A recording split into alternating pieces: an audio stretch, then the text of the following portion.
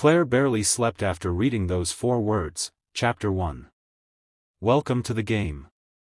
They echoed in her head like a sinister nursery rhyme, mocking her attempts at logic, smothering her with dread. Who would send something like this? Why her? Why now? By morning, the note still sat on the kitchen table, a ghost she couldn't banish, and though Daniel shuffled in rubbing his temples from a hangover and muttered about the electric bill, she said nothing. She slid the note into her purse instead, because some part of her knew, this wasn't a problem her husband could solve. This was a storm she had to weather alone, or at least until she understood the rules of the so-called game. At the library that day, Claire couldn't concentrate. Every face seemed suspicious, every patron a potential predator. She caught herself staring too long at strangers, wondering who might be hiding behind the mask of normalcy. Then, at precisely noon, her phone buzzed. Another message. She opened it with shaking hands. This time it wasn't a photo but a riddle. The past is never dead. It isn't even past. Do you remember where you buried it? The words made her stomach clench, but not just from fear. Something in them stirred recognition, like a faint echo from a dream.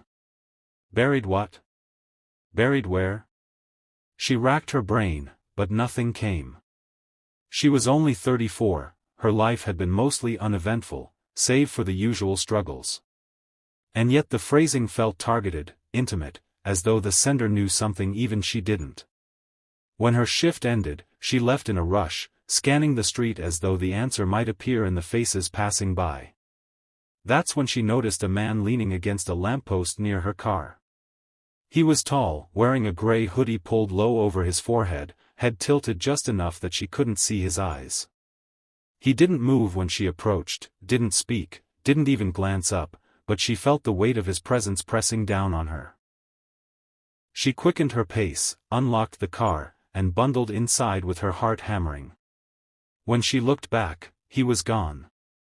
That night, the children were restless, feeding off her unease.